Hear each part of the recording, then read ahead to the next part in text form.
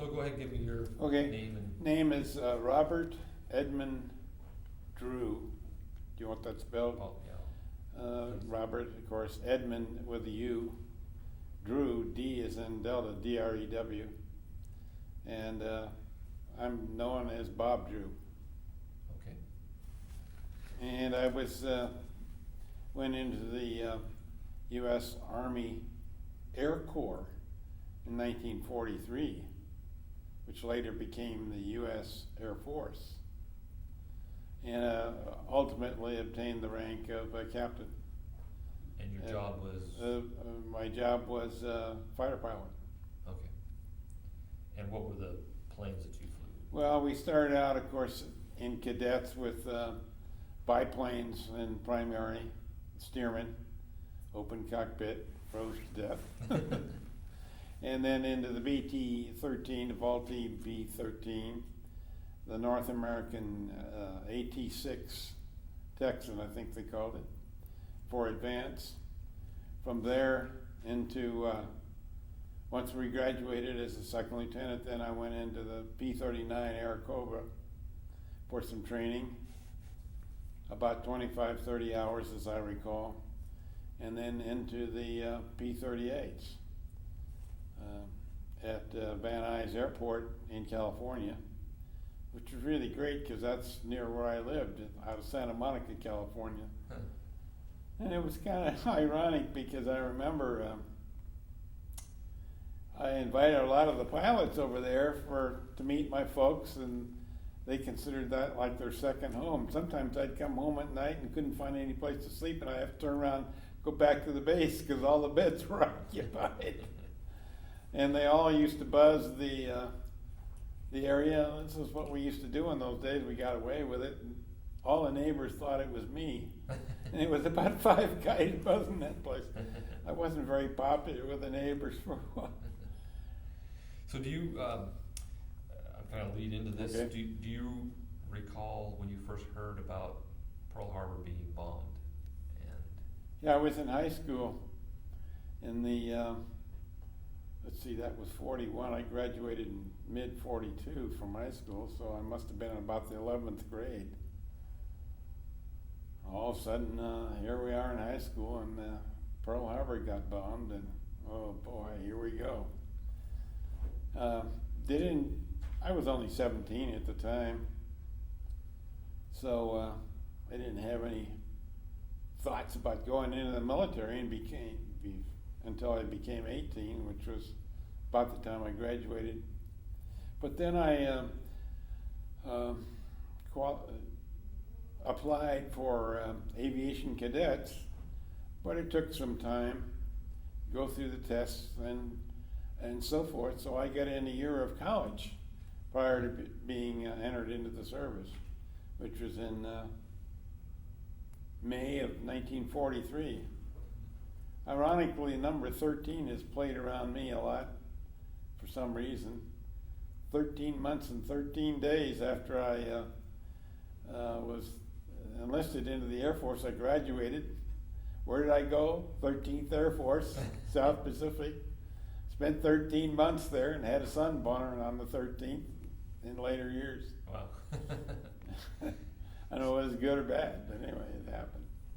So do you, did they announce it in the school or anything like that, or how did you hear about the Pearl Harbor bombing? Jeez. Where do you remember That's that? 50 years ago. Yeah.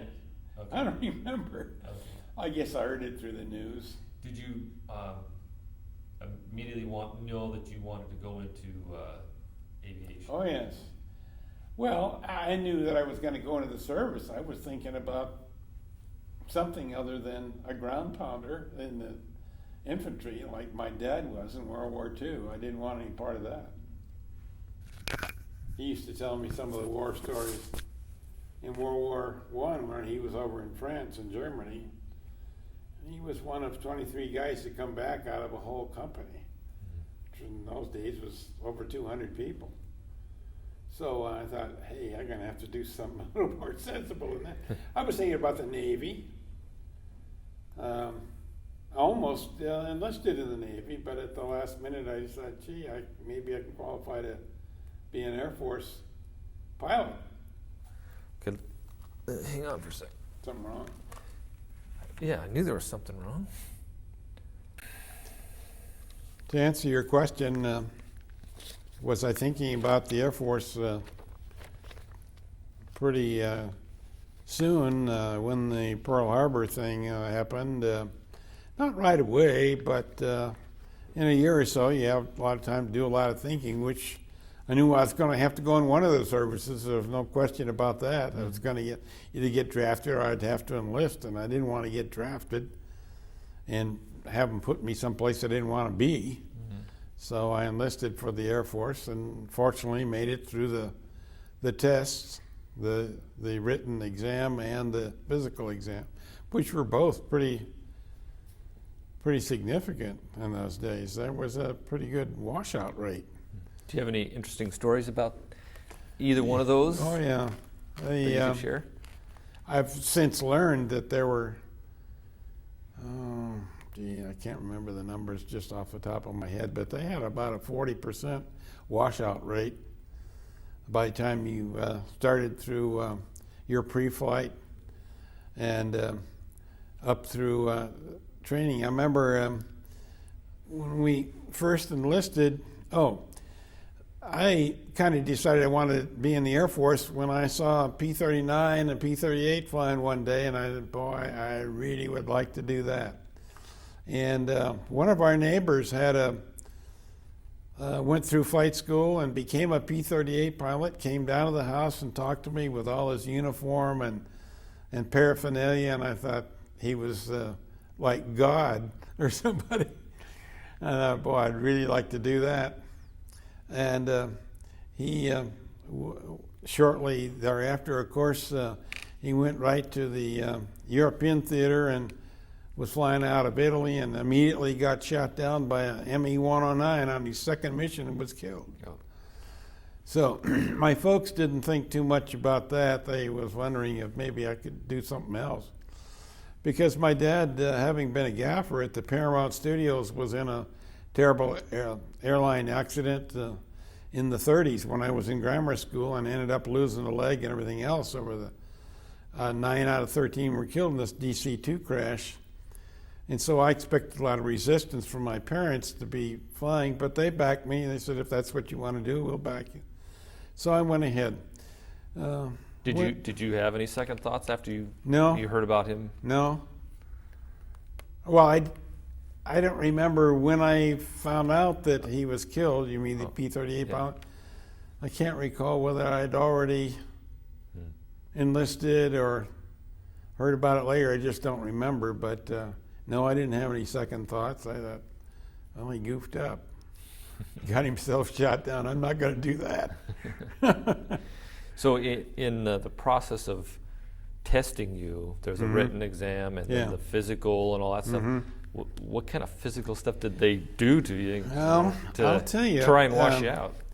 They give you a preliminary written exam, several-hour exam, as I recall, a couple hours anyway, to become enlisted, and they give you a physical exam, and the physical exam consists of a pretty complete exam.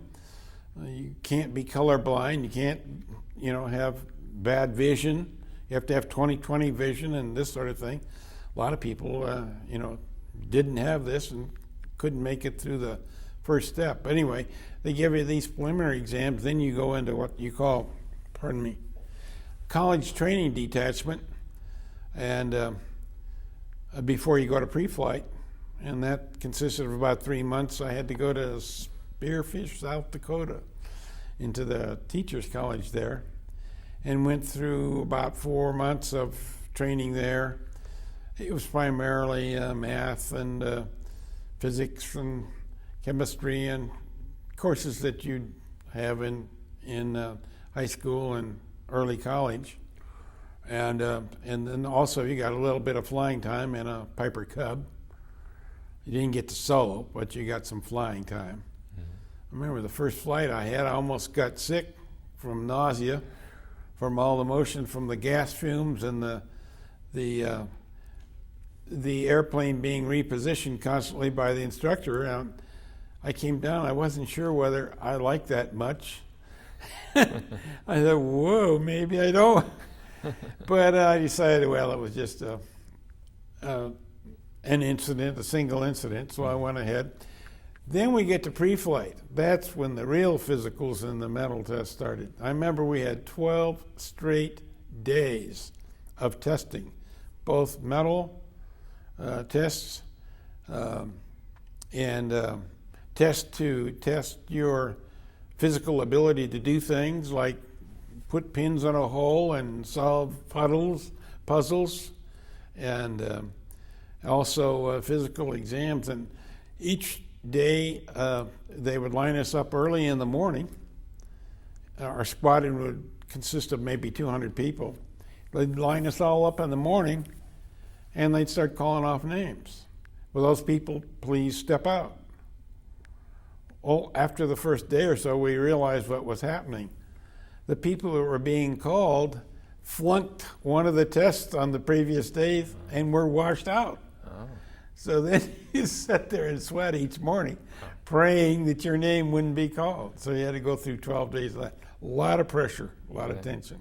What were some of the tests that they did? Is there one that you remember specifically? Dexterity, your ability to, as I say, they'd give you various puzzles. They'd give you physical exams to check your depth perception, your vision, your ability to night blindness test, all kinds of things like that, plus written exams that were included math and all kinds of subject areas. And you had to end up having a reasonable intelligence in order to pass.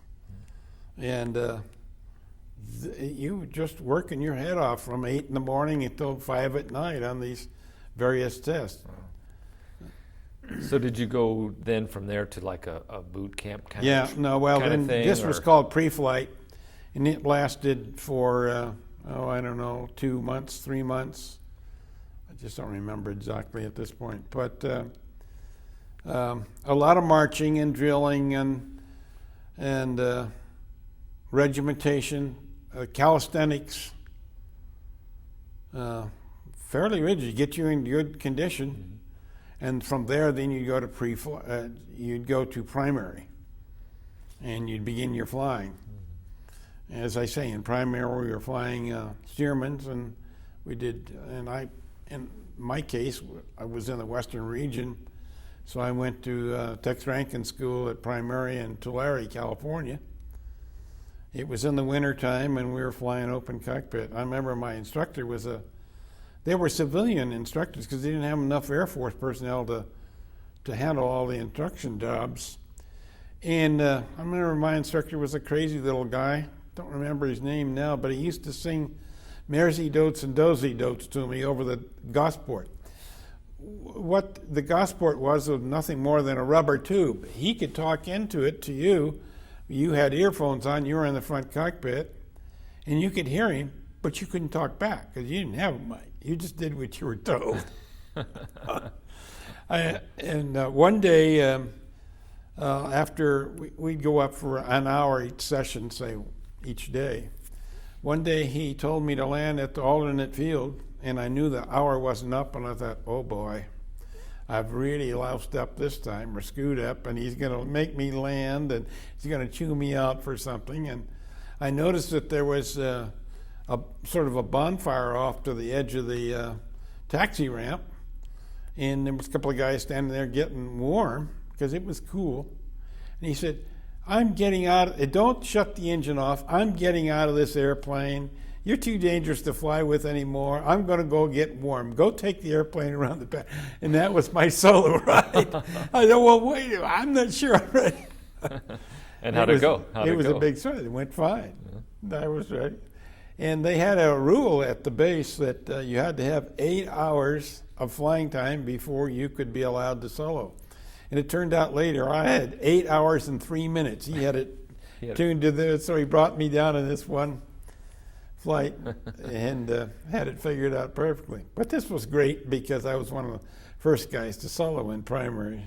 So then when you were marching in parades, with your helmet on and suit and so forth, you could turn your earplugs up and have them up where everybody else had to have theirs down. You had to keep your earplugs down until you'd solo. Oh, that's so that was sort of a distinction that. So now at this time, were they training you specifically for a fighter pilot, or were you No, still undecided? You're just going to cadets. No, you're going to go through flight school. You go through primary, basic, advanced, each one being 2 to 3 months long. And after that, then you were assigned to whether it was be fighters or bombers or attack bombers. Did you get to choose bomber versus fighter? They would ask you your preference all the way through, and so you'd hope. Why did you choose a fighter versus a bomber? Because I didn't want to fly bombers. I wanted to fly fighters. I wanted the speed and the agility of a fighter rather than bombers. Mm-hmm. Besides, the bombers were getting the heck beat out of them in Europe with the AK and the German fighters, and they're sitting ducks, where they're trying to bomb a target. That didn't seem very appealing to me. I wanted to be one of the fighter pilots. So many of the guys got assigned to the type of airplane they wanted to fly. Others did not because there was no room. They had to go other. But some of the fellows I graduated got sent to bombers, whether they liked it or not. Military is very regimented. You will do as you're told. Right.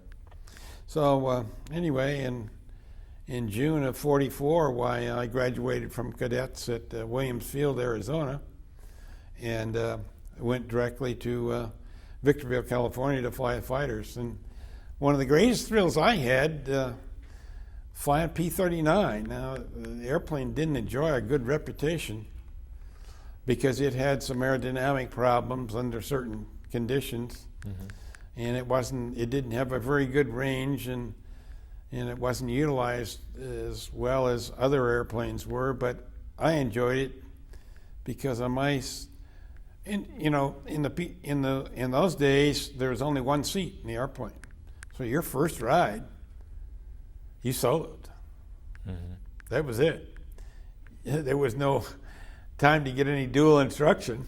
They hand you the keys? They hand you the airplane, and off you go. And we were flying out of Victorville where the heat was pretty high there in the summer, over 100 degrees, and the radiator system in the P-39, being an air-cooled engine, was to the rear. So it wouldn't start operating correctly until such time that you were going about 60 or 70 miles an hour.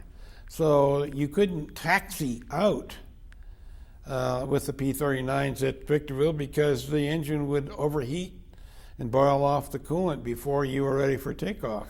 So what they had to do was tow you out, and so then you'd fire up, and you had to go down the runway and check your mags and everything going down the runway to keep the airplane engine from overheating. Pretty miserable situation. That was one of the dumbest things with P-39. And if it didn't work out right, then you chop the power and stop before you go. It wouldn't take off. Oh, wow. That'd be... But I remember, my third or fourth ride, they had a pretty bad attrition rate in the P-39s. They were old, and the guys, had a total of 200 hours getting into a P-39, which was pretty hot airplane for a young cadet. And I remember when I first flew it, I'm going down the runway, and I'm doing about, close to 100 miles an hour, and I think, I have arrived, Off I went, big thrill. That was one of the biggest thrills. I think I had more of a thrill out of that first flight than I did out of soloing. But one day I had just fired up, and an airplane was coming in to land, another P-39, and he stalled on landing, crashed right off the edge of the runway. Very, very serious crash. And I thought, oh boy. And the instructor started yelling at me, go, go, go, because they didn't want my engine to overheat. So off I went. Having just looked at it crash, and I thought, oh, that wasn't. That's not what you want to see right before. No. Didn't want to see that. But anyway, I went up, did a routine flight, came back. Turned out it was one of my buddies that slept, we were all in barracks, and they go alphabetically. And he was in the bunk right next to me. Well, by the time we got through with the flight and came off the flight line back to the barracks, they already had his bed cleared out, all his belongings, locker. We used a wooden locker to keep our stuff in, all gone. Moved the beds in like he'd never been there. Was he killed? Yeah. Oh. Yeah. So how did that make you feel after? Well, you thought, oh boy, what happened? But as I say, they had a pretty high attrition rate there. They had a high accident rate, and you just learn to discipline yourself against fear and continue with your job. So I went from there into P-39 or P-38s down at Van Nuys, and stayed there for 6 months flying P-38s, and that was really a great airplane. But how did that compare, the 38 to the 39? Well, the P-38 was a twin-engine, twin boom airplane, as opposed to the P-39 was single engine. So it was a totally different kind of an airplane, other than the fact that it had a similar engine. They were Allison liquid-cooled V12 engines with 1,450, 1,500 horsepower. On the P-38, there were two problems with that airplane, the early flights for people, because if you ever had to bail out, with the twin boom airplane, the horizontal stabilizer was directly behind the cockpit. So if you slid off the wing, you'd end up interjecting with the horizontal stabilizer. And so they had some pretty horrific accidents there where people were dismembered by hitting that horizontal stabilizer trying to bail out of a P-38. You didn't have ejection seats in those days. You just climb out and go. So the thoughts were to either get it going really slow so that when you slide off the trailing edge of the wing, you drop underneath the horizontal stabilizer and don't hit it, or you get it going really fast so that when you go out, you go over the top. Or roll it, invert it, and then drop out that way to keep from it. But sometimes if you're in such a state of trouble that you have to bail out of an airplane, maybe you don't have control of it to roll it. So you just have to do what you have to do and hope you don't hit. The other problem with the P-38 was if you lost power on one engine on takeoff, it would tend to roll, and the torque vector was so great that you couldn't hold it. So we lost some people that way because they lost an engine on takeoff. It would just roll into the ground upside down and get killed.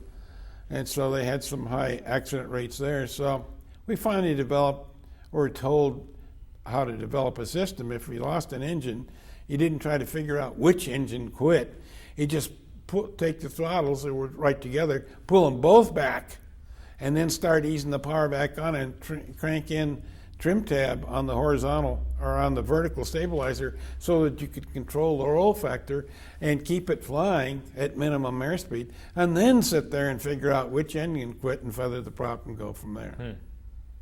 So did you personally have any close calls or anything with the 38? Lots of them. Lots of them. Anyone in particular that you can share? I lost an engine one time on takeoff overseas. Overseas, I was sent to the South Pacific, to the Philippines. We got over there a couple of months before they dropped the A-bomb. And we were doing what we call combat zone missions. And on the combat zone missions, they were different than, they're classified different from combat. In combat, when you're actually meeting other enemy aircraft, that was called combat, or diving on, enemy installations, ships and so forth. That was combat. If you were just into a combat zone, being vectored into various places to drop, bombs or rockets or napalm bombs or whatever, that was classified as not as dangerous, so it was combat zone. So I got in a little bit of combat zone time. I really didn't get into any combat.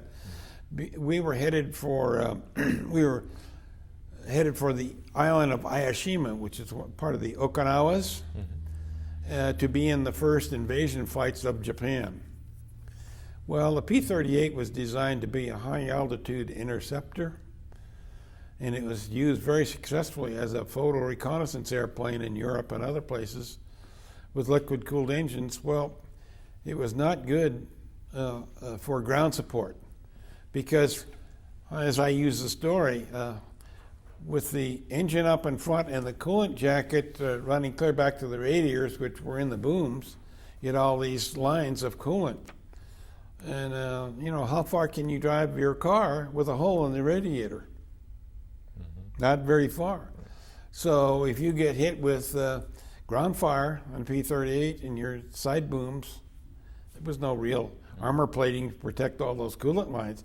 Yeah, we had armor plating for the seats. So if somebody was behind you shooting at you, you had some armor plate right behind you to help keep the bullets from coming into you, but not the engines or the coolant. So trying to use a P-38 for ground support in the Japanese penetration would have been extremely vulnerable. And I was somewhat taken aback because when they dropped the A-bombs, of course, everything stopped shortly thereafter. Japanese finally decided they were going to surrender. So we never did really get to Okinawa, or a little island called Iwo Jima. I was somewhat taken aback, as I say, because I didn't get to get into combat like I thought. Here I am, 19 years old, ready to go, and until I got a hold of intelligence reports after the war, when I became the operations officer of the squadron, started reading it, and they were looking for over 70% loss of air crews in the initial penetration flights for ground support. A P-38 being very vulnerable, chances are I would not be here if they had not taken the position of dropping the A-bomb. Yeah, they killed a lot of people, but they would have killed many, many thousands more if they had not dropped those bombs on both sides. So you said you lost an engine on the P-38? Yeah, I lost an engine on a takeoff one time out of Philippines on Loag, and what I did was use the system that I just discussed, pulled both engines off and went back up and got it going. And one time I was strafing some Japanese on a beach in the Philippines, in southern Philippines, down in Mindanao, where they're still having all their problems today. And I got what you call target fixation, and was so intent on hitting my targets that I didn't pull up soon enough, and I went right through the top of some trees and lost an engine again and punctured a hole in the leading edge of the wing and almost lost control of the airplane, but I got it back on single engine. CO got mad at me and made me fix the airplane with the advice and the help of the crew chiefs, because I busted up one of the good airplanes. So you won't do that again? Yeah. And you'd go off in your missions and you'd come back, even though they were combat zone, you'd be in the air 7 or 8 hours, sometimes with external fuel and so forth, and you're out over the Pacific and you didn't have much for navigation, so you're always sweating. And it wasn't always clear blue, you had to go through weather and everything else. You're always sweating, getting back. And you knew if you went down, if something happened, that you'd have to leave the airplane or crash land it, ditch it, as they say, in the water. Nobody going to come and get you. There's nobody out there to get you. So were you taking off and landing on a carrier? No, on airfields. Oh, okay. No, P-38 was Air Force was strictly land-based. Carrier airplanes were Navy. I never flew in the Navy. Did you ever have to bail or anything? I started to a few times with problems that we had, but I always figured out a way to make the thing work and get back to the airport. I remember one day I was being smart aleck, and somebody talked about one of the test pilots buzzing the field with both engines feathered. So that you take and shut both engines down and then buzz the field. Well, you've got plenty of speed, so you pull up and you got time to get the engine started again. But if you have a low battery, you can't get the props unfeathered. And if you can't get the props unfeathered, you can't get the engine started and you can't start it back up. And I did this one day. I buzzed the field, and when I went to start the engine, the battery is very low and the prop barely turned, almost had to get out of there. Finally got it turning just enough to get one of the engines started. Then you get the generator going and got the other engine started. I said, here you go, you damn fool. What did you do that for? Just showing off. Wow. Yeah. But we had a lot of fun. I want to jump back to the training again. I just thought of something.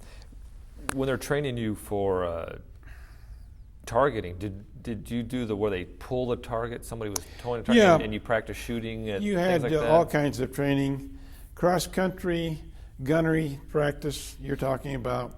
They would pull targets with a sleeve, and then you'd be up in a formation of 4, and another airplane to be towing a sleeve target, and you'd shoot at the target by making passes back and forth, being very careful not to shoot the target plane that's pulling the target. And then you had different color ammunition, so you could come back down and find out how many holes you had in the target, because each one had a different colored ammunition. Each hole would have a little coloring on it. So we did that, cross-country and all kinds of aerobatic training. P-38 had some unique characteristics. Most single-engine airplanes were smaller. P-38 had a wingspan of 52 feet, whereas a Japanese airplane would be about 35 feet of wingspan, and it'd be a much lighter airplane. They could turn a lot tighter turns, and so if you got into a dogfight, as we called it, with a P-38, there's no way that you could maneuver with a Japanese airplane. He'd turn around and get on your tail and shoot you down. So the flight characteristics that we used in a P-38 was we had an airplane with superior power, so we could pull away from an enemy airplane in a slight dive or a slight climb, pull away from them. And you'd watch your mirrors.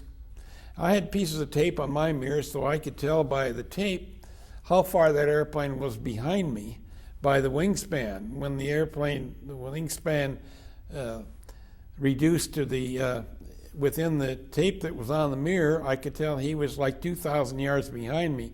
That I'd instantly turn the airplane around and come back at him head on. Well, now in a P-38, you had a 20 millimeter and 4 50 caliber machine guns right in the nose, and you had a slant range, in other words, where you could get maximum firepower of about 2,000 feet.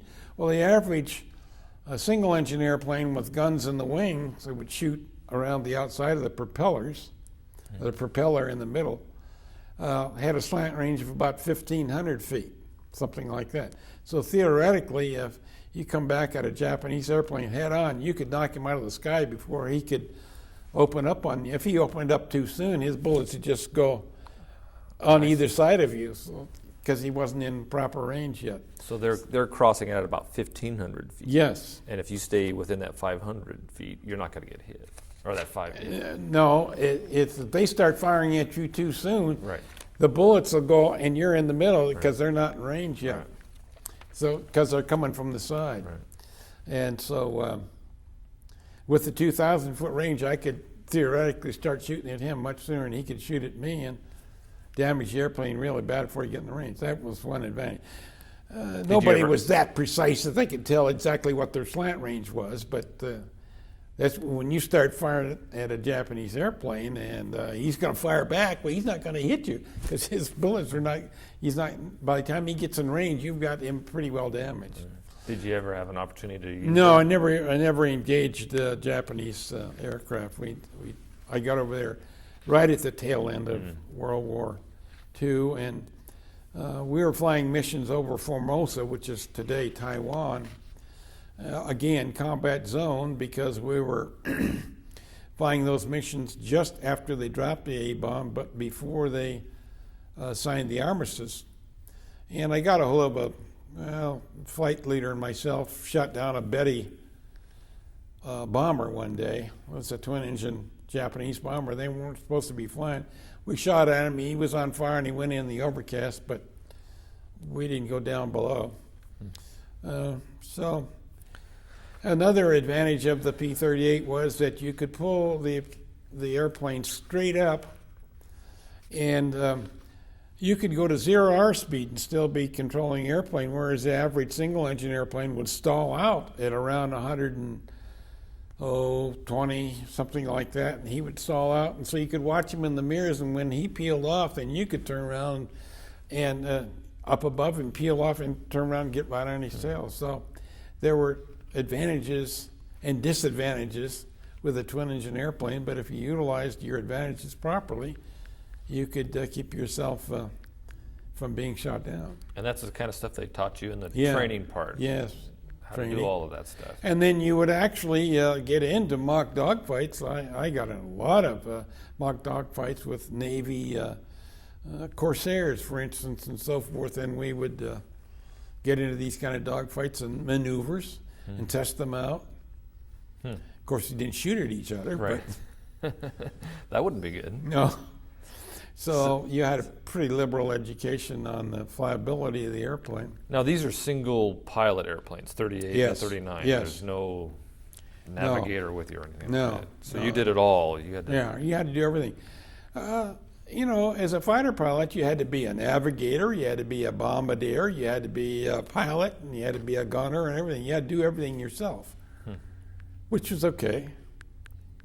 So how did you get from your plane and yourself from your training to where you were actually stationed in the island or whatever you are? Well, they took us over in a military transport, C-54, I think they were, 4-engine military transport. So they took us from the States over there into the Philippines, and then we joined our squadron and began your training missions there.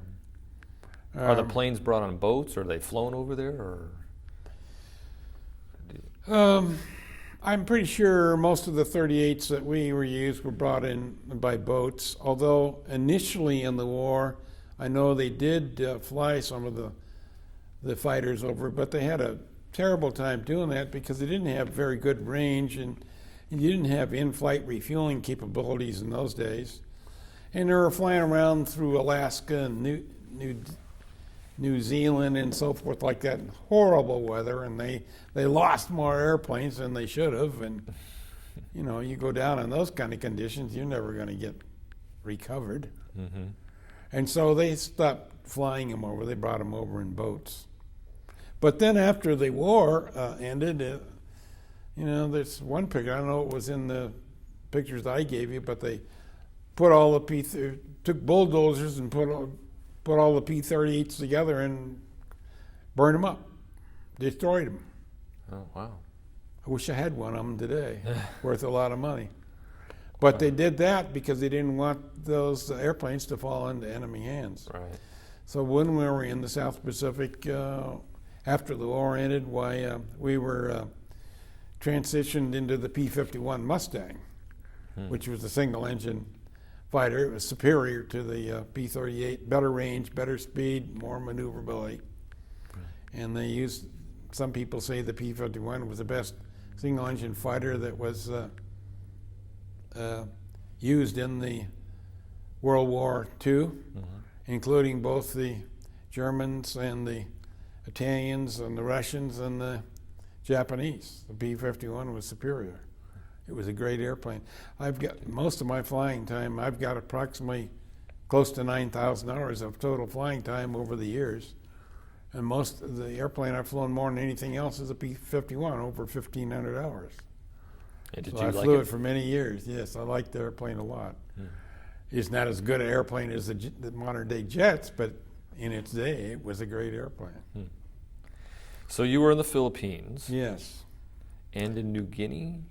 When we were flying initially missions down to New Guinea combat zone, only went on a couple of those kind of missions, and then the effort for the war was transferring up to the main Japanese islands, And as I say, we were slated to be transferred from the Philippines. The northern base we were on at Philippines was called Loag, L-O-A-G. Loag, L-O-A, it seemed like it was 5 letters. But at any rate, it was up in the northern Philippines, and from there we were flying missions over Formosa, and then we're slated to be transferred to the Okinawas and then fly into the Japanese mainland proper. So what was not having had any experience in this kind of thing, what was a typical day in the Philippines when you get up and, what do they put you through? What's the whole process? You had to get up real early when you're flying your missions because you'd frequently take off at dawn. So you had to do your pre-flight, get dressed, get up, grab something to eat, do your pre-flight, get out to the airplanes, and be ready to go at dawn on takeoff.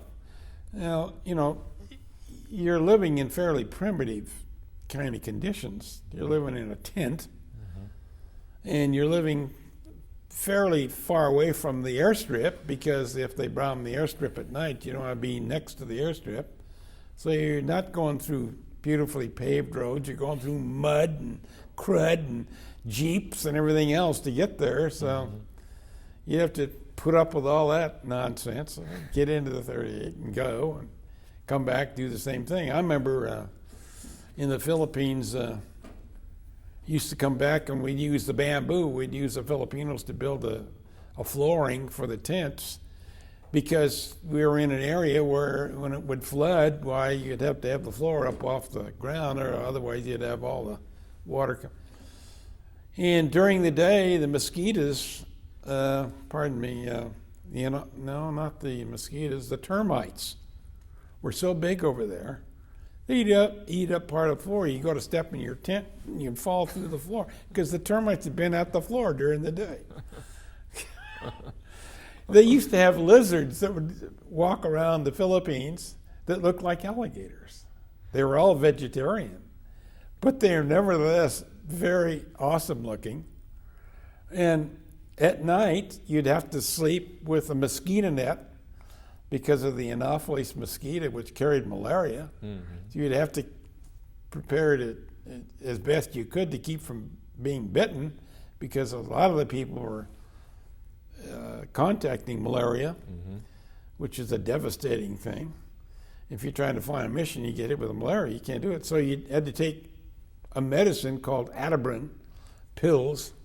They were yellow, and your skin actually turned yellow. So we all came back looking like Asians, for heaven's sake. And so at night, you'd be sitting there in your mosquito net, and you can imagine the sultry heat in the Philippines. It was so hot, but you had to keep that mosquito net on.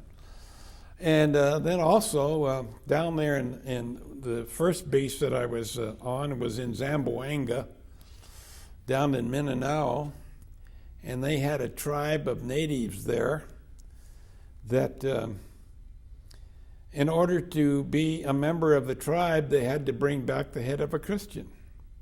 And once in a while, one of those guys would get into the area. And they were probably pretty powerful big guys. I remember one got into the area one night with a great big bowling knife, and we all had our 45s right beside our bed in case one got to us. And they had to hit him with about 4 or 5 45 slugs before they brought him down. So, sometimes the nights were as bad as the days. You're sweating the Anopheles mosquito or the bolo hunter, and then you're trying to go off on a mission the next day. Oh, wow. Yeah. So what was pre-flight? What does that mean?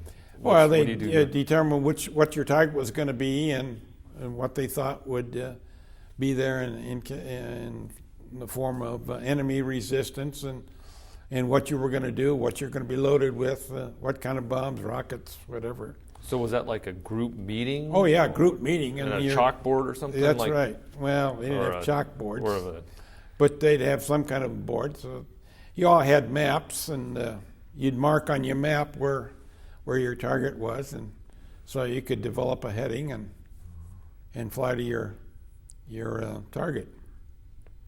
And that's what pre-flight would be.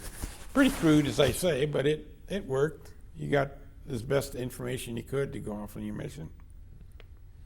And what was it like when you came back? Well, you come back, then you'd have to post-flight and tell your intelligence officer in the squadron. There'd always be one officer would be assigned to gather the data, and you'd verbally tell him what the data was, and he'd be making note of it so that we would have this information for the next day or the next time you would go off on a mission. You didn't necessarily go off every day, but you went off frequently. And then at night, you used to party it up pretty good because you didn't know what the next day you weren't going to come back. Right. So what does that mean though? What kind of things did you party? We'd get beer, and once in a while we were able to get some pretty decent whiskey, steal it from the Navy, or the Navy was always pretty well supplied over there because they had their boats. We weren't, so we'd do what we could. Any kind of mischief kind of things that would be that you can tell? There were always, the local girls around and so forth, and occasionally they would be available, but I don't know. I didn't get into too much of that because you didn't know what you were getting into from the standpoint of venereal disease and things. So steered kind of clear of that. But were you single at this time, or? Oh yeah. I remember another thing. We'd come back from missions on the island. They had these big fish and big animals would prevail there. In fact, one day we had these snakes, pythons. Well, one time python was crawling across the strip. And, the airstrip would be coral that they'd cleared out the jungle, and then they put the steel matting on top of the coral, and you'd land on the steel matting. Well, after you'd land a certain amount of airplanes on the steel matting, it would move. So then you'd have to turn around and come back in and land the other way for several days to move the steel matting back and forth, regardless of what the wind was. But the strip was pretty long, and so the airplane could get by with landing upwind or downwind for the most part, unless there were really heavy winds. But we'd move that. So the strip would be maybe, 50, 60 feet wide. And this darn snake was crawling across the strip. His tail was in the jungle on one side, and his head was in the jungle on the other side. That's how big those things were. Wow. They'd have a diameter of about 4, 5, 6 inches. And so I remember one time they killed one with 45, brought it back up, and the Ellison engines were pretty big, and they'd come in these great big boxes. Well, they put the snake in the box, and it filled up the whole box. Coils. Wow. They're just big. And we used to have manta rays that would float out in the water near where our tents were, where we would go sailing occasionally or try to go swimming. We didn't want those manta rays to be coming in there, so one thing we do when we're coming back from a flight, it was primarily with the Mustangs by this time, but if anybody had any ammo left, they were told to peel off and strafe any manta rays that were near our beach area, so they'd stay away from there. We want to go swimming, so clear out the pool. Huh? Yeah. Well, you go sailing out there, you want to run into those things that have a wingspan of like 10 or 15 feet. They were really big.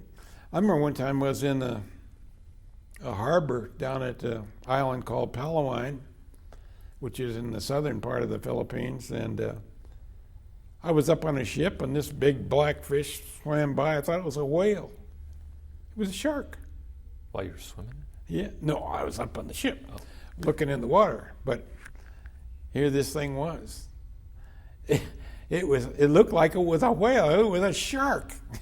I mean, that's how everything seemed to be twice as big down there as it was anyplace else.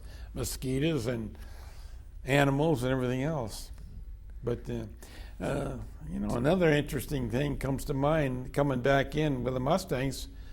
It was very hot in the cockpit because you didn't have good air pressurization. You didn't have air pressurization, the cooling system. So in order to cool down, you drop down to the water and just be about 2 or 3 feet above the water. The prop would pick up the spray and spray it back over the cockpit. And it would sense to cool the cockpit temperature down about 10 degrees. Crazy. Yeah. You know, you make one little mistake and the prop hits the water, you're done. Ew. Wreck the airplane. Huh. But what the heck, we were 19 years old, we didn't know anything. So what was the since you're way out there, away from home and stuff, what is the mood? Or is it a lot looser than when you were in training and stuff? Oh, yeah. The attitude? Yeah. That brings up another thing. I remember after we were getting ready to go home, we couldn't come home immediately after the war because you couldn't come home until you had so many points. And the points were determined by how many missions you had. Well, in our case, there were several of us that had very minimal missions, so we had to stay there the better part of a year before we were able to come home.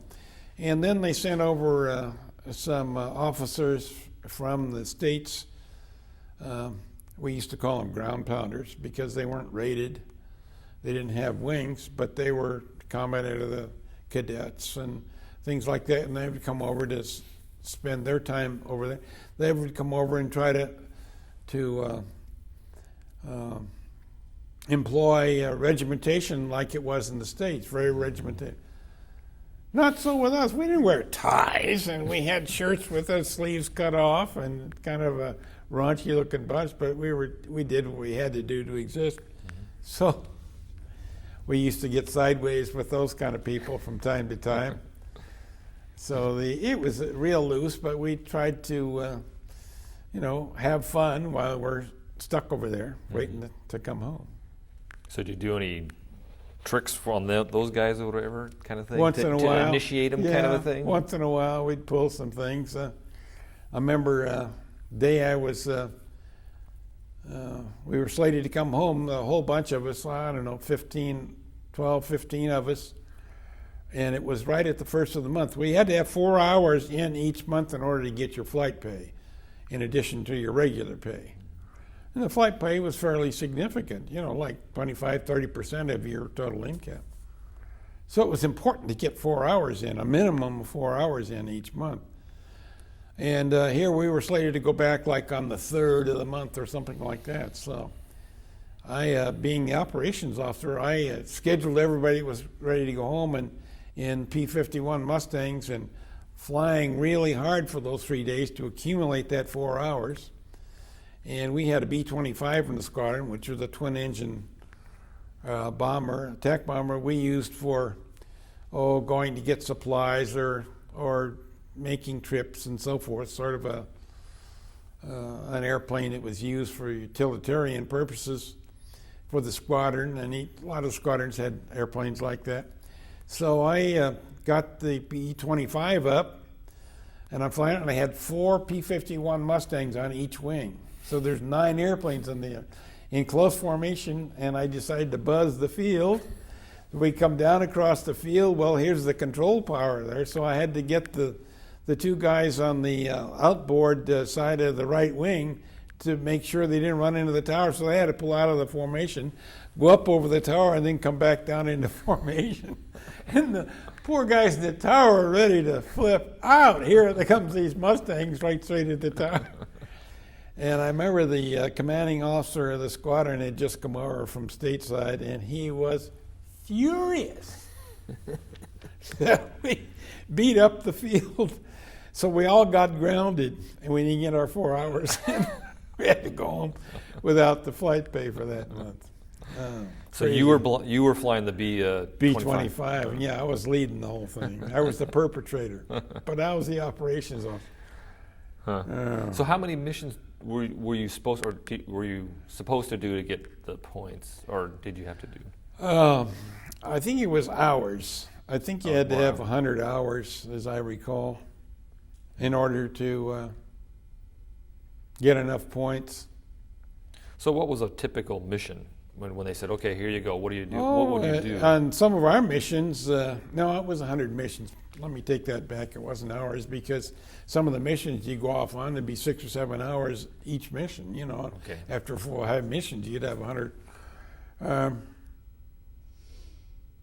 You had to have 100 missions, combat missions, in order to get the points necessary to take you back home.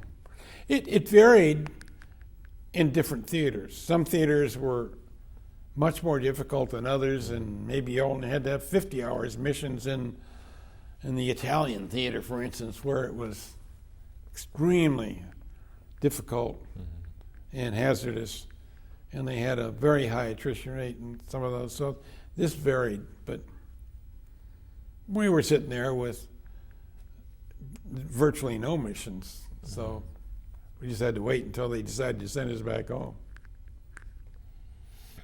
It was over 13 months, I remember.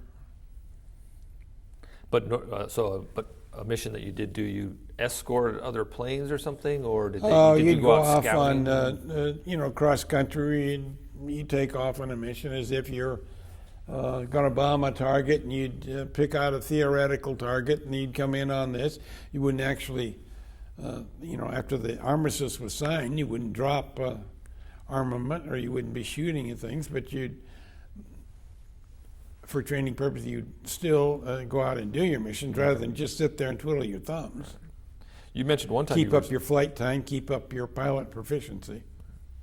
You mentioned earlier that there was one time where you were strafing a beach or something. What was that for? Well, that was between the time that they had, they hadn't signed the armistice yet, so there were a lot of Japanese fortifications in the area that they would send us in on to destroy. And this is the P-51 that you're in now? No, I was in P-38 then. Did it I didn't get into the P-51s until after the war had ended. Now, did you have a bomb or bombs also, or were you just strictly guns on the P-38? A P-38, you had bombs and rockets and guns, and on all fighter airplanes, you had the capability of carrying all kinds of external stores, depending on what the requirement was. One armament that was particularly destructive was called a Napalm Bomb. It was really a fuel tank filled full of a type of material that would create a fire, and when you drop that, it would spread across the terrain and really destroy anything that was in its path. Did you ever have to use one of those? Oh, we used them in practice. I never actually dropped any A-bombs on targets. Were you ever shot at, like in one of these missions, like the strafing one, where they I'm shoot sure back I at you or was, anything? but I never got hit. So you never got any injuries or anything? No, yourself? Well, no. That's good. Yeah. So when did you hear about the bomb being dropped, and how did that affect you? Well, we were in the squadron, and it was announced immediately by the operations officer or the information officer in the squadron. Of course, none of us knew about the bomb at that point because it was very top secret. But when it was dropped, we were immediately notified. We didn't know what kind of damage it had done.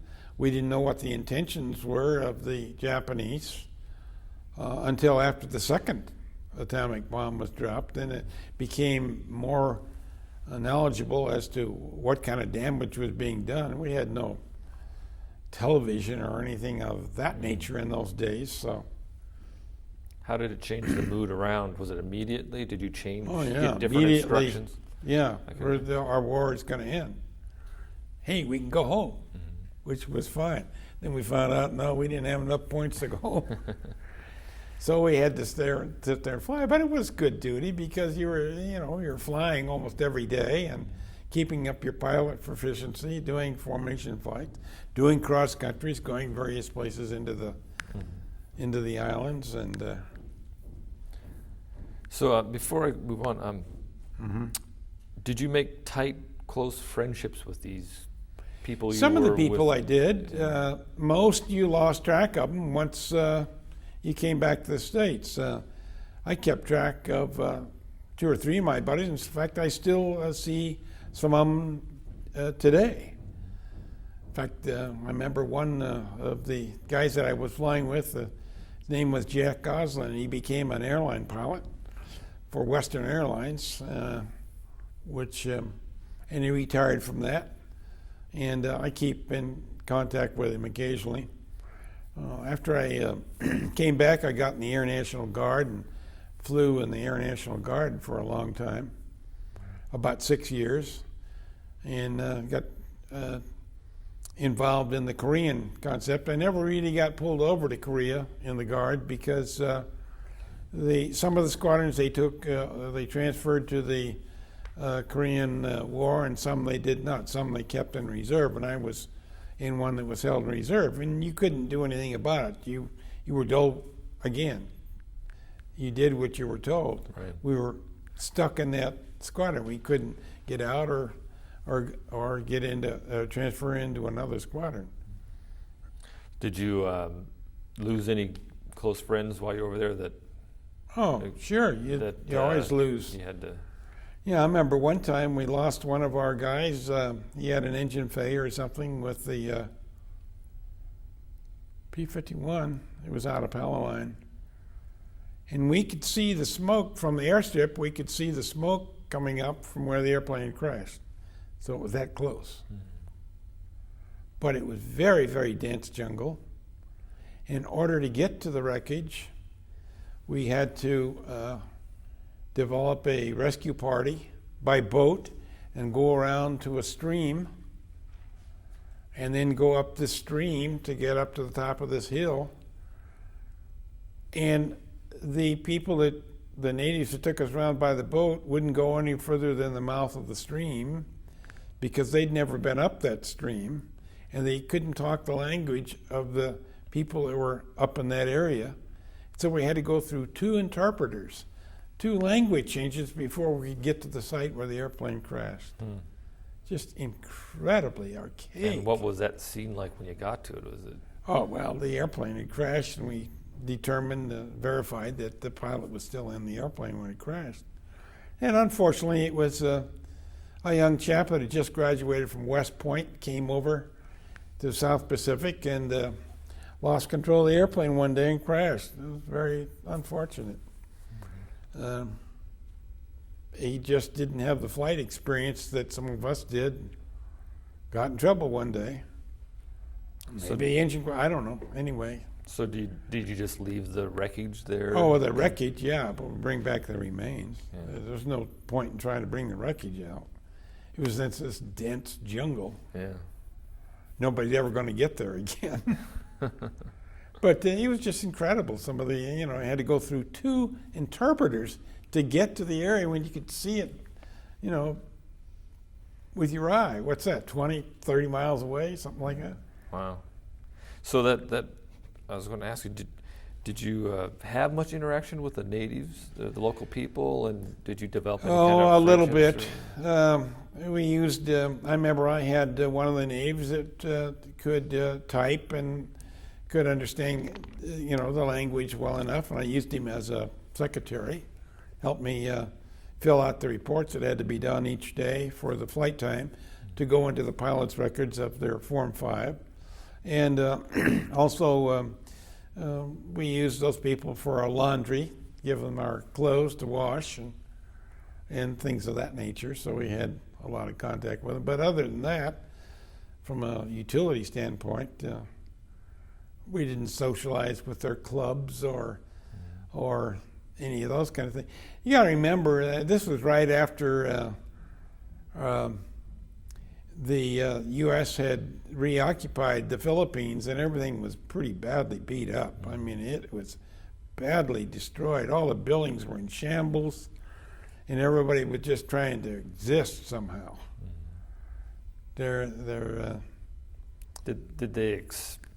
Were they still friendly to you, though? Were they glad you were there? Or oh, yeah, they were friendly because we saved them from the Japanese. The Japanese were very brutal to those people.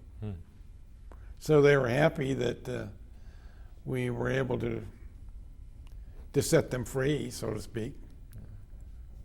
So one last question Okay. on this stuff.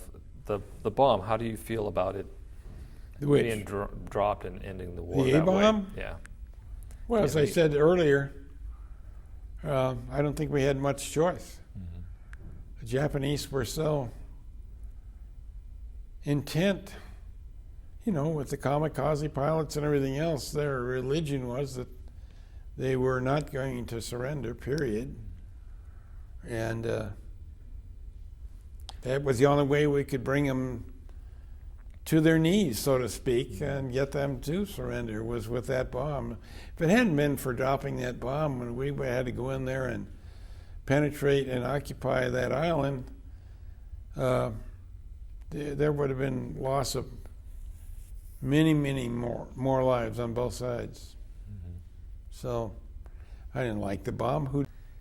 Real quickly before we go on, Okay. I was just curious of who this, Okay, that's Betty Hutton. and what's the story? My dad was a what we call a gaffer, which is a slang name for head electrician of Paramount Studios. And he was with the Paramount Studios for like most of his working life. And when I had graduated from cadets, but before I went over, I was flying P-38s out of Van Nuys, and before I went over to the South Pacific, I visited him at the Paramount Studios a couple of times. And so obviously, servicemen in those days was like the hero, particularly aviators, and so Betty Hutton was kind of a wild thing. So she wanted to get the picture taken, and that's how that came about. I was just visiting my dad on his set one day, and took those pictures. That's great. And I brought a couple of my buddies in with me, so they were all impressed too, because they were all from Texas or New York or someplace, and here I was a local Californian, and I could take them around to the various things. Okay, so the war is over now, and Yeah. you finished out your time there. Yeah. And so what happened to you next after that? Well, as I say, we had to stay there for quite a while before they allowed us to come home. So then we, let me think. I'm trying to remember the dates. So now after that, you were in P-51s. Well, actually, After the war. after the armistice was signed, then they brought in P-51s for our airplanes, and they destroyed the P-38s.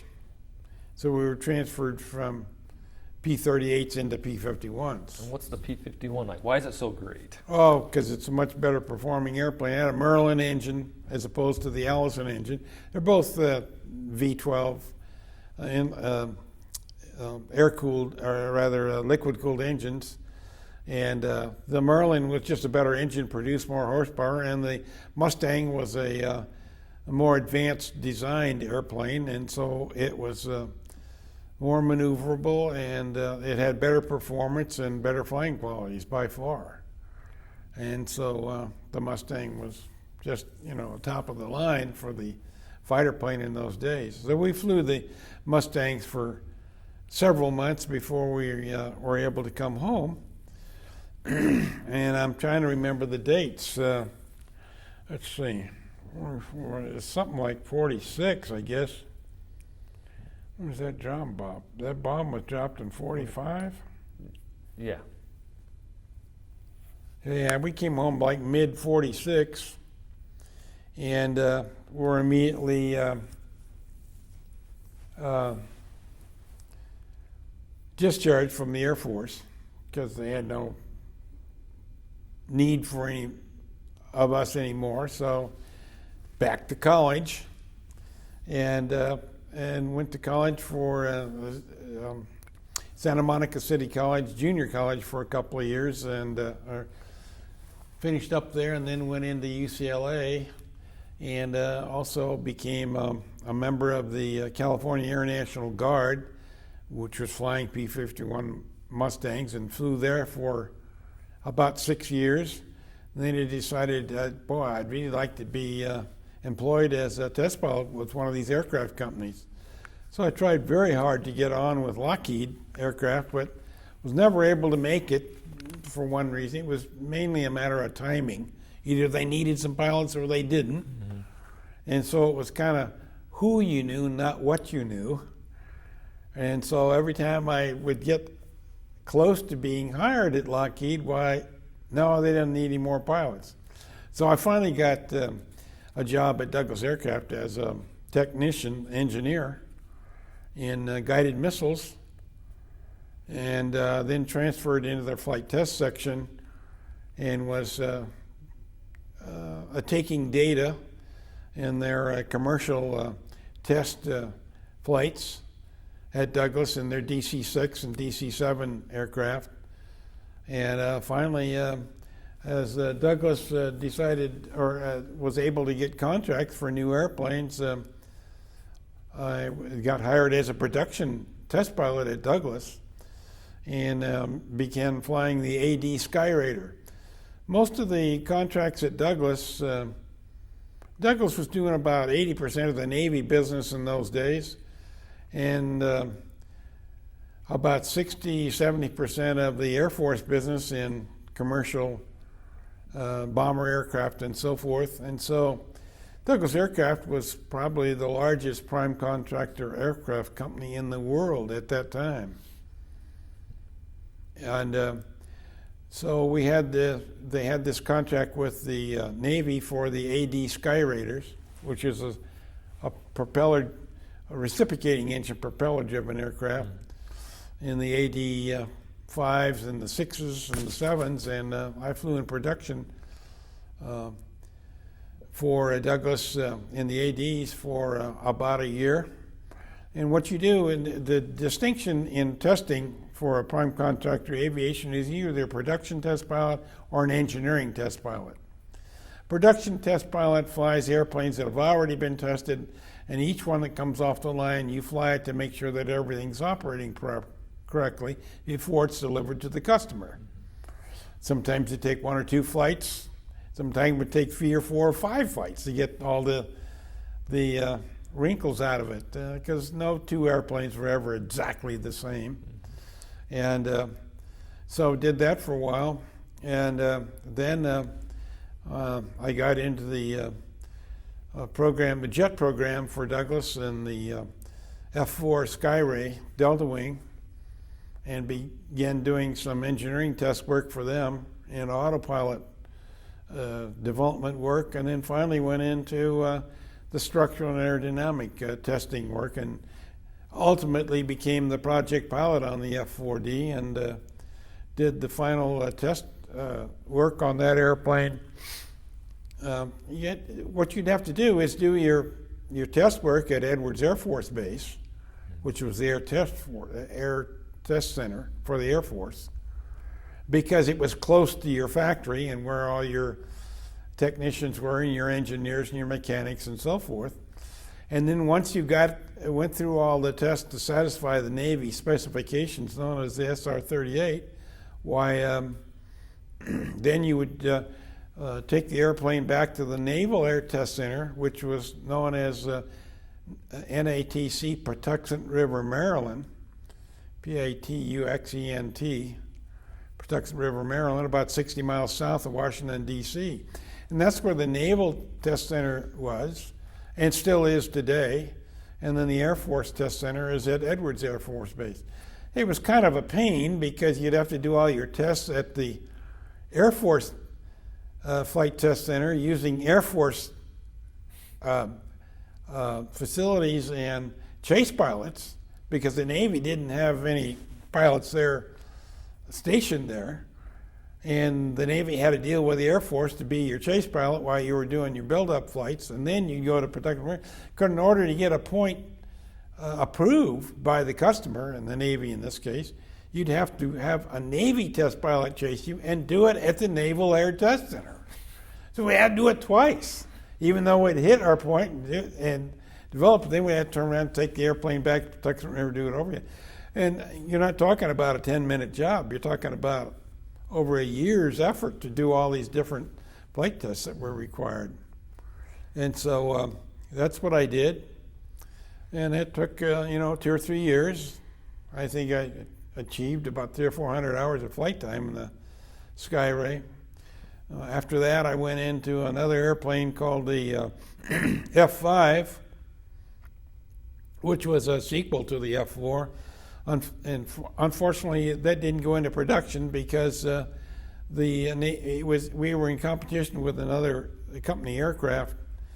In this case, it was the F-8U Chance Vought company, and the Navy decided to buy the F-8U rather than the F-5. They couldn't buy both. They didn't have the budget for that. So we only built 4 of the F-5s, and it was unfortunate because it was one of the few airplanes that was capable of near Mach 2 performance, which is twice the speed of sound, with a powered with a J57 engine, which was a real reliable engine.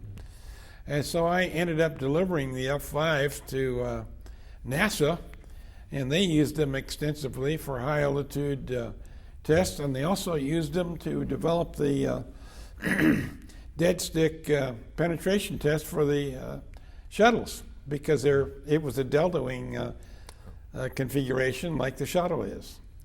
And so we were one of the first companies to do, the F-4 Skyray was the first supersonic delta wing. Delta wing has different flight characteristics from a swept wing or a straight wing, particularly in the low speed areas and stalls and so forth. And so, and in spins, it's a totally different animal. What's the difference between a delta wing and a... Well, a delta wing is like if you just draw a triangle, it's a delta, as opposed to the straight wing or a swept wing, like most airplanes today are swept wing. They've now determined that delta wing is not a good platform because it has more drag than a swept wing aircraft does. So they aren't building delta wings airplanes anymore today. And of course, the shuttles were built many years ago. I don't know if they'll ever build a sequel to the shuttle. They're going to have to continue with the shuttle as it is because it has to service the International Space Station. Right. They're going to have to figure out what happened to the Columbia. Yeah. So somehow. So what was it about a test pilot that drew your attention? Well, because I know all the glamorous stories. Well, the money, it was superior to most. And of course, all I knew how to really do well at that point in my life was fly an airplane. I did try to get into business with my brother-in-law, my sister's husband, in the optical business, but that was kind of boring to me after flying airplane. And so I wanted to be a test pilot, and I figured on getting into the commercial testing and continuing a good career there. Unfortunately, it didn't work out because after 10 years with Douglas, they lost. They didn't have a lot of follow-on contracts. The aviation business was known as feast or famine. Maybe it still is today. You either got so much work to do, you don't know how you're ever going to get it done, or you're hiding behind the door because you haven't got anything to do. Mm-hmm. So all of a sudden, we ran out of contracts, and so a lot of us were laid off. So then I went into real estate and didn't continue in the aviation. But was it also that you got all the newest planes to fly? Oh, sure. Very exciting to, do developmental test work. The attrition rate was unfortunately pretty bad. I was a pallbearer 12 times in 3 years in the mid-50s. And I got to the point where I didn't even want to go to these things anymore because the attrition rate, I was doing testing right in what they call a transonic era, where a lot of the people were trying to go from subsonic flight, that is below the speed of sound, to above the speed of sound. And we had a lot of aerodynamic problems and engine power plant problems, and there were a lot of different companies that were building airplanes in those days, over a dozen. And so the transonic area was particularly devastating with a lot of high accident rates because of the exploratory nature. Today it's a lot better because they have a lot better data that's been developed and achieved and with your wind tunnel studies and aerodynamic studies. But in those days it was not pleasurable sometimes, but you learned, as I said earlier, you learned to discipline yourself against fear in case that something would occur so that you could continue to function in a realistic manner to get the airplane back. And I never had to eject. I started several times, had various problems, structural failures and engine problems. In fact, the airplane we were flying, the F-4 Skyray, was at one time known as the Mayday Skyray. Mayday was a slang name for emergency, because we were always having problems with the airplane. Well, it was mainly because it was one of the first airplanes to use the dual rotor engine, and so anything new comes along, you have problems getting it developed. Were there any unique problems that you found testing any of these planes that was kind of interesting? Well, controllability problem on the F-4 due to the trim change concept of the airplane was very difficult to cope with at high speed at low altitude, because it would tend to have a nose tuck, and you couldn't control that nose tuck unless you retrimmed. Well, if you did your retrim, then you could go out supersonic and get back to what we called zero stick force. In other words, it didn't take any force on the stick to hold it level. But then when you would chop the afterburner, which was either on or off, and turning the afterburner on, it was like getting kicked in the back by a horse or something. Bang! You get this immediate thrust, equivalent to about 30-40% of the total thrust of the engine at normal military power. So it was a tremendous acceleration. And when you turn it off, you decelerate very fast. Well, when you're decelerating very fast, you had to untrim, otherwise you would pitch up to above your limit load factor, the limit G's of the airplane. You could break the airplane. In fact, we had a couple of pilots get into real trouble because they didn't detrim soon enough, and a lot of the Navy pilots, when they got into it, had problems in that regard. And so those were some of the characteristics of the early supersonic type aircraft. Today, the aircraft that are going supersonic, you can go through the speed of sound with your hands on the back of your head, because you've got trim change compensators and computer systems that provide for controllability change in order to do this, and you have superior aerodynamics so that you don't have the trim change characteristics. So those are some of the major problems that we had in testing in those days. And of course, the engines that we were using in those days weren't really tested, didn't have a lot of time for development, and so we had a lot of failures with engines, which don't prevail today. And I can remember we hadn't perfected the seat ejection system in the airplane too well, and we'd been flying the airplane in test work. We had a couple of other pilots, Bill Bridgman, and one of the first guys to fly in X airplanes and X2 and the X3. Well, Bill and I were flying the F4 together, and he finally resigned and went into commercial, and then I took over the whole program to finish it off. But I can remember they do sled tests on the aircraft in other words, they project the sled on the ground on a track, like a railroad track, and then eject the seat to see how it works. And on the first test they did with the F4, they found out that the pilot theoretically was killed on the first 2 or 3 ejection tests that they did. And here we'd been flying it for about 6 months. Needless to say, I guess, we immediately grounded the airplane until they got that seat fixed. Because here we'd been flying the airplane with a seat that wasn't effective. So if we'd ever had to try to eject, we would have had that problem. So these are, some of the many things that would come up in those days. So when you were done with that, did you take that information and give it to somebody so that they could make corrections? Was there Oh, a sure. debriefing and reports and that kind of Oh, thing? yeah.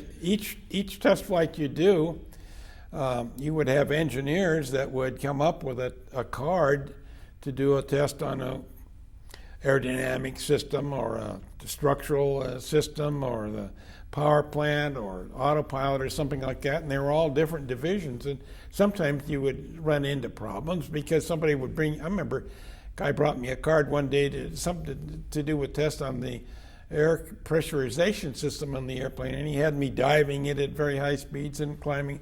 And I said, "Are you kidding? Have you checked with aerodynamics? We haven't been to these speeds yet. I can't go out and do this card with these speeds. Take the card back and go do your homework for you." You know, so you'd have to be very knowledgeable of what all the various divisions were done, and you'd have to coordinate very carefully with the various engineers of the divisions. And develop your test, your work for your tests. And of course, you had several engineers that were constantly, every day, you're in conference with these people to determine what the next test would be. And then when you go up and do the test, you'd have flight engineers on the ground listening to everything you have to say over the radio, as well as instrumentation, because you'd have a whole nose full of instruments that you couldn't really see because there would be a photo panel up there. You just have the instruments in your cockpit, and they would have privy to those instruments in the nose, and then of course you'd have radar with telemetry and so forth. And so after you do a flight, you come down and you evaluate all that data before you go do the next flight. And so you'd have to do extensive and very complete flight test reports on each flight. And so that's what the life of a test pilot was all about. I just have a couple more questions. Okay. The sound barrier, it was believed could not be broken. Initially. Did you believe that, or did you think it could be done? I didn't know. All I knew is what they were saying, Okay. By the time I actually got into test work, they had already penetrated the sound barrier with Chuck Yeager at Edwards Air Force Base. That was in the early 50s, and I didn't really get up to test work until the mid-50s. Did you ever meet Yeager? Oh, sure. I knew all those guys. In fact, before the astronauts came into being, some of the first 7 astronauts were frequent chase pilots for me. You see, each time you do a test flight, you have to have a chase pilot because you sit way up in the front of the airplane. You can't see the rest of the airplane. And if something breaks or bends or something like that, or you've got oil coming out or fuel or something, you can't necessarily tell. So you have a chase pilot there to be able to help you in that regard. Also, he serves as a lookout in case there's other airplanes coming. You can tell you're coming. You got your head in the cockpit looking at your test card and so forth. You're not looking around as good as you could. And so, and then, there's lots of days when you have a little weather around and you have to get back to your base, and you don't have navigation instruments usually in a test airplane. It's all full of tests. So you have to have the chase pilot how do I get home? I remember at Pax River, one time I was out over Baltimore, because that was the only place we had good weather, and a snowstorm hit. And I'm trying to get back to Tuskegee River, Maryland. We call it Pax River. And I had no idea where it was. I didn't have any navigation, so the chase pilot would give me direction. And so we hit the base, and just before the snowstorm came in, and you go ahead and land at the last second. And many times you'd be up there with minimum fuel. In other words, you do your test, and you had barely enough fuel to get back, and you had to be very precise and not getting lost and wandering off someplace. So that's another thing that chase pilot serves. So I had people like Deke Slayton, Al Shepard, people like that were my chase pilots in those days. And I got to know all of the first 7 astronauts pretty well. Now, there was a ranch or something, a bar that all these test pilots, these guys used to because I've read all about all these things. Did you ever make it to that place? That ranch was, no, it was... owned by the woman? woman or something? Yeah, Poncho Barnes. Yeah. Her facility, I don't remember why, but her facility was destroyed before I got up to Edwards, so I never really got to Poncho Barnes' place. Yeah, it burned we down. all knew about it. It burnt down, or it got Air Force had to expand or something, and it was in the way. So she opened up another place, quite a distance from there, but I just never got up there. And you said before we were on camera that Yep. you're talking about the credits for the records, that you guys would actually go out and Develop the set airplane. the record unofficially, and then they have somebody come. Well, how does that all work and Well, why? for instance, if you're going to go out and do a speed record, the customer would usually like to have their own pilots and get the publicity and the credit for doing the speed record or the time to climb record or altitude record or what it was. And I guess you can't blame them, because after all, it was their money that they were spending. They didn't want some civilian pilot to get the credit, or some company. They were putting up the money to have the airplane developed. So we would go out and do all the preliminary work to get the best configuration so that the speed record could be officially done, and then we'd tell them, okay, we're ready for the final test to do it formally instead of informally in secret. And so then they'd bring down their customer pilot, and we'd give them sufficient checkout time and familiarization rides until they became very familiar with the airplane, 3 or 4 or 5 rides, whatever, and you go out and do it officially. I remember I did the time to climb records, and we'd try all different configurations, different duct configurations on the aircraft, as well as different engine settings and so forth, until we got the best configuration. Then we're ready for the final test. And so when the final time to climb records were done, it was done by the Navy in this case. So they sent their Marine pilot down to do it. Well, naturally you wanted to get credit for it, but the theory was you were being paid to do the test work, not. So you had actually set some records. Oh, sure. The first time. Unofficially. So. Nobody could say anything about it because it was unofficial.